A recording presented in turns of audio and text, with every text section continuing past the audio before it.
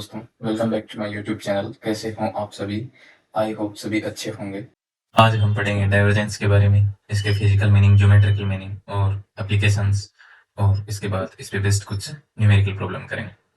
तो डाइवर्जेंस को मैथमेटिकली कैसे डिफाइन करते हैं पहले वो देख लेते हैं। लेट्स सपोज हमारे पास एक वेक्टर है, ए वेक्टर। इसको हम लिख सकते हैं ए एक्स आई के प्लस ए वाई जी के प्लस ए जेड के के। मैथमेटिकली डाइवर्जेंस को डिफाइन करने के लिए ऐसे लिखते हैं, डाइवर्जेंस को ए डेल डॉट है। डेल ऑपरेटर आपने प्रीवियस लेक्चर में निकाल लिया है, तो इसकी वैल्यू है आई के del by del x plus J के del by del Y plus K del by del Z. और ए वेक्टर की यहाँ पे वैल्यू पुट कर देंगे ए एक्स आई के प्लस ए वाई जे के प्लस ए जेड के। यहाँ ऑपरेट करने पे, डॉट प्रोडक्ट करने पे हमें वैल्यू मिलेगी del A x by del x plus del of A y by del Y plus del of A z by del z. तो ये एक हमारे पास स्केलर क्वांटिटी निकल के आएगी। ग्रेडियंट कैसी क्वांटिटी थी? वेक्टर क्वांटिटी थी। और ऑपरेट किस पे हो रही थी? स्केलर पे। ग्रेडियंट का इनपुट क्या था? स्केलर। ग्रेडियंट इनपुट था स्केलर, स्केलर फंक्शन कोई, और उसका आउटपुट था वेक्टर। और यहाँ पे डाइवर्जेंस का इनपुट क्या है? कोई वेक्टर है, और आउटपुट क्या है? Scalar. Is that clear? Next हम फिजिकल मीनिंग देखते हैं डाइवर्जेंस का। देखो, डाइवर्जेंस फिजिकली क्या रिप्रेजेंट करता है। अगर आपने कभी देखा है, जैसे कोई पाइप है जिसमें पानी फ्लो हो रहा है, और वो अगर कहीं से रप्चर हो गया, उसमें लीक हो गया वो, तो उसका जो फ्लो है वो कैसे होता है? ये वाली सिचुएशन में होता है या ऐसे होता है? तो ऑब्वियस है, पानी का जो फ्लो है पाइप के लीक होने के बाद ऐसा ही होगा। मतलब इस पॉइंट पे क्या कर रहा है? डाइवर्ज कर रहा है। तो डाइवर्जेंस बेसिकली किसी भी वेक्टर क्वांटिटी का किसी पॉइंट के ऊपर ये बताता है कि वो कितना स्प्रेड हो रहा है। तो क्या लिख सकते हैं हम डाइवर्जेंस के फिजिकल मीनिंग के लिए? Divergence of A vector, divergence of A vector major how much vector spread out through given region, spread out through given region। अभी हम डाइवर्जेंस के ज्योमेट्रिकल मीनिंग के बारे में देखते हैं। किसी रीजन में इसकी ज्योमेट्री क्या रिप्रेजेंट करती है? For example electric field, electric field of line में, इलेक्ट्रिक फील्ड ऑफ लाइन जैसे पॉइंट चार्ज ले लेते हैं प्लस क्यू, तो उसकी इलेक्ट्रिक फील्ड लाइन कैसे शो होगी? Radially outward. ये है पॉजिटिव चार्ज क्यू की electric field line, radially outward. तो इसका डाइवर्जेंस क्या होगा? डाइवर्जेंस होगा पॉजिटिव। और नेगेटिव चार्ज के लिए इलेक्ट्रिक फील्ड ऑफ लाइन कैसे शो करते हैं? रेडियली इनवर्ड, जिसके लिए डाइवर्जेंस हो जाएगा हमारे पास नेगेटिव। तो जहाँ पे इनकमिंग फील्ड लाइन्स होगी वहाँ पे डाइवर्जेंस नेगेटिव होगा, और जहाँ आउटगोइंग फील्ड लाइन होगी वहाँ पे डाइवर्जेंस पॉजिटिव होगा।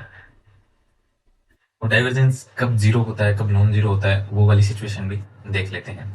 अगर आपको डाइवर्जेंस की नॉन जीरो वैल्यू मिलती है तो कहीं ना कहीं या तो उस वेक्टर का मैग्नीट्यूड चेंज होता है या उस वेक्टर की डायरेक्शन चेंज होती है।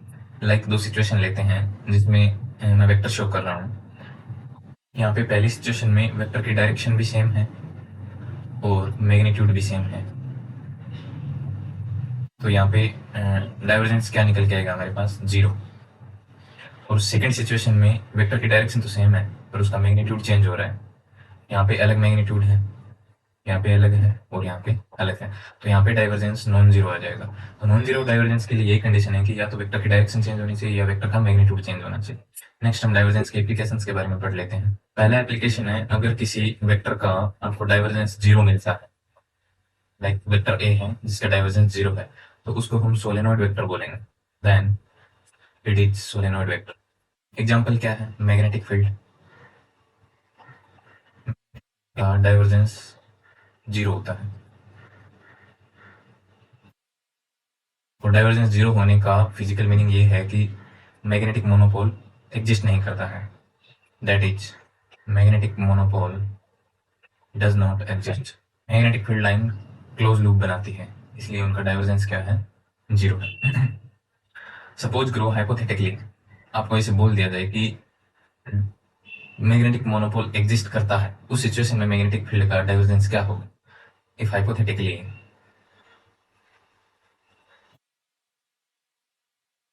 मैग्नेटिक मोनोपोल एग्जिस्ट, देन तब डाइवर्जेंस ऑफ बी जीरो नहीं होगा। जीरो नहीं होगा तो क्या होगा? इस सिचुएशन में डाइवर्जेंस ऑफ बी पॉजिटिव भी हो सकता है, नेगेटिव भी हो सकता है। पॉजिटिव कब होगा? जब मोनोपोल हमारे पास एन पोल एग्जिस्ट करे, और जब एस पोल एग्जिस्ट करेगा तब डाइवर्जेंस ऑफ बी नेगेटिव हो जाएगा। करता नहीं है, पर हाइपोथेटिकली अगर सिचुएशन दे दे तो यहाँ पे डाइवर्जेंस ऑफ बी जीरो ना होकर पॉजिटिव या नेगेटिव होगा। जो अलग अलग सिचुएशन में एन पोल एग्जिस्ट करेगा, नॉर्थ पोल एग्जिस्ट करेगा तो पॉजिटिव हो जाएगा, और साउथ पोल एग्जिस्ट करेगा तो नेगेटिव हो जाएगा। नेक्स्ट एक एप्लीकेशन हम देखते हैं कि मैग्नेटिक फील्ड के रिगार्डिंग है, हमें पता है डाइवर्जेंस ऑफ बी क्या होता है, 0। और एक रिजल्ट है जो आपको याद करना है, बाकी नेक्स्ट लेक्चर में इसको प्रूव करवा देंगे। डाइवर्जेंस ऑफ कर्ल ऑफ ए, किसी भी वेक्टर का आप कर्ल फाइंड कर लो और फिर उसका डाइवर्जेंस कर दो, वो आपको हमेशा 0 मिलेगा, ऑलवेज 0। इस रिजल्ट को आप याद कर लो, divergence of curl of A vector always 0। तो पहले वाले केस को और इसको जब कंपेयर करते हैं तो यहाँ से बी वेक्टर क्या बन जाएगा, B vector is equal to curl of A vector. तो यहाँ पे एक स्टेटमेंट निकल के आता है कि if divergence of vector is 0, ये वाली situation, if divergence of vector is 0 then it can be written in the form of curl of vector potential. Means यहाँ पे ए क्या है, वेक्टर पोटेंशियल। देखो बी का डाइवर्जेंस 0 है, बी का डाइवर्जेंस 0 है, इसीलिए इसको किसी वेक्टर पोटेंशियल की कर्ल की फॉर्म में लिख लिया। Is that clear? अब डाइवर्जेंस पे बेस्ड कुछ एग्जांपल्स कर लेते हैं। जैसे आपको कोई वेक्टर गिवन है, A vector equal to R raise to power N R vector. इस वेक्टर का आपको डाइवर्जेंस फाइंड करना है। तो divergence of A equal to, देखो हमने ग्रेडियंट में कुछ प्रॉब्लम सॉल्व की थी जिसमें हमने एक सिंगल कंपोनेंट के लिए ग्रेडियंट को सॉल्व किया था और फिर समेशन ओपन करके सिमेट्रिकली सारों को लिख दिया था। सिमिलरली यहाँ पे करेंगे। तो डाइवर्जेंस ऑफ ए वेक्टर में हम आई कंपोनेंट के लिए इसको सॉल्व कर लेते हैं पहले। Summation i i cap del by del x, ये हो गया डाइवर्जेंस का। और यहाँ पे अभी आ जाएगा r vector, r n are vector. तो इसको मैं ऐसे लिख सकता हूँ कि dot del by del x r raise to power N R vector. तो अभी इसका पार्शियल डेरिवेटिव करेंगे तो हमारे पास वैल्यू मिलेगी। पहले आर एन का कर देते हैं, तो N R raise to power N minus one del are by del X, और आर वेक्टर हो गया कॉन्स्टेंट प्लस। अभी आर वेक्टर का करेंगे, आर एन को कॉन्स्टेंट रखेंगे तो R N del R vector by del x. तो ये वैल्यू मिलेगी हमें summation I cap dot N R is to power N del are by del X का रिजल्ट आएगा हमारे पास। Del are by del X का रिजल्ट है X by R, R vector plus are is to power N और del R vector by del x. R vector है हमारे पास x आई के प्लस वाई जे के प्लस जेड के। तो यहाँ से del are by del x क्या आ जाएगा, आई के ओनली। तो यहाँ पे लिख देंगे हम आई के। इसको जब सोल्व करेंगे i k dot N R is to power क्या हो गया, एन माइनस टू एक्स, और ये हो गया इधर R vector plus are is to power N I के। अब आई कैप का अंदर डॉट प्रोडक्ट करवा देते हैं तो क्या मिलेगा हमें रिजल्ट, देखो ये है रिजल्ट हमारे पास, N are is to power N minus two X R vector plus R N I cap. अब आई कैप को अंदर डॉट प्रोडक्ट करवा देते हैं तो N R is to power N minus two, इसको लिख सकते हैं एक्स आई कैप, सॉरी इसको लिख सकते हैं, इसको लिख सकते हैं x I cap dot are vector. जो अंदर वेक्टर क्वांटिटी है वो 6 आता है का डॉट प्रोडक्ट होगा plus are is to power N i dot I.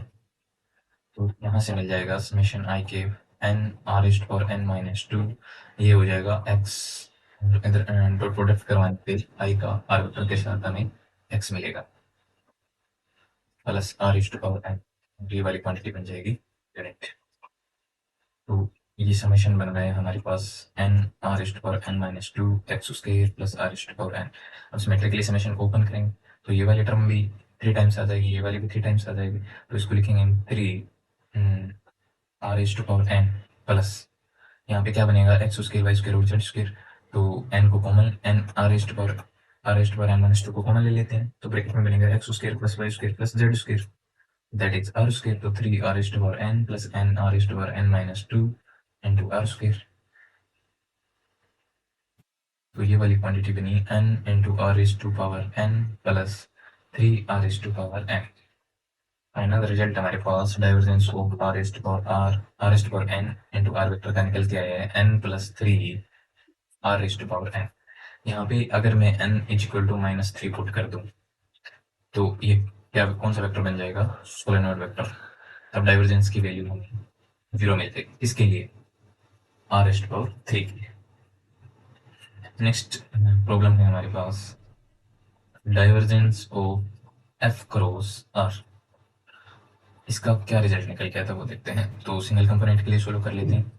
I cap root del by del x, ये हो गया इधर f क्रॉस r, जहाँ पे f कोई कांस्टेंट वेक्टर है, कांस्टेंट वेक्टर, और आप f वेक्टर को क्या लिख सकते हैं, fx i k plus f i j k plus f z k k। तो इसको जब सॉल्व करेंगे तो summation i k dot del f by del x cross r vector plus f vector cross del r by del x, एक को constant रख के एक का डेरिवेटिव कर दिया, तो ये बनेगा समेशन i k डॉट, ये कांस्टेंट वेक्टर तो इसका रिजल्ट 0 हो गया, f vector cross del r by del x, और del r vector by del x क्या बन जाएगा हमारे पास i k, तो ये f vector cross i k। अब यहाँ पे देखो i k dot f vector cross i k, इसको हम बॉक्स प्रोडक्ट के फॉर्म में लिख सकते हैं, और ये आ जाएगा इधर समेशन i k। जब बॉक्स प्रोडक्ट में दो वैल्यू सेम हो, दो वेक्टर सेम हो, तो हमें रिजल्ट क्या मिलता है 0, इसका आंसर हो जाएगा 0। नेक्स्ट हमारे पास प्रॉब्लम है divergence of f vector dot r vector multiply by r vector. तो यहाँ पे भी सिंगल कंपोनेंट के लिए सॉल्व कर लेते हैं। I cap dot del by del X f vector dot r vector multiply by r vector, तो यहाँ पे एक का डेरिवेटिव कर देंगे, बाकी दो कांस्टेंट रख लेंगे। Summation I cap dot del f by del x dot r vector multiply by r vector plus f vector dot del r by del x multiply by r vector plus f vector dot r vector, ये हो जाएगा del r by del x. तो ये result बनेगा हमारे पास, ये constant vector तो ये टर्म 0 होगी, इधर बन जाएगा f vector dot del r by del x r vector plus f vector dot r vector del r by del x, which is equals to f vector dot i cap, ये इधर r vector plus f vector dot r vector, ये बन जाएगा i cap. अब i cap का बाहर bracket के बाहर है, उसके साथ डॉट प्रोडक्ट करवा देते हैं, जो वेक्टर क्वांटिटी है inside the bracket r vector dot i cap plus f vector dot r vector i cap dot i cap. तो ये वाला रिजल्ट बन जाएगा हमारे पास fx, और ये वाला क्या बन जाएगा x प्लस ये यूनिट हो गया, ये बचेगा हमारे पास f डॉट r। अब समेशन ओपन करना है, ये ओनली आई केप के लिए था, तो ये वाली टर्म बन जाएगी fx x i के, sorry fx x plus fy y plus fz z, तो ये बन जाएगा हमारे पास fx x plus fy y plus fz z, और ये 3 टाइम्स 3f डॉट r। तो ये रिजल्ट, इसको हम क्या लिख सकते हैं, f वेक्टर और r वेक्टर का डॉट प्रोडक्ट लिख सकते हैं, ये हो गया हमारे पास 3 टाइम्स f डॉट r, तो फाइनली रिजल्ट क्या आ जाएगा 4 times f dot r, that is your final answer. तो आज की क्लास यहीं पे खत्म करते हैं, नेक्स्ट क्लास में हम कर्ल के बारे में पढ़ेंगे। Okay, thanks for watching.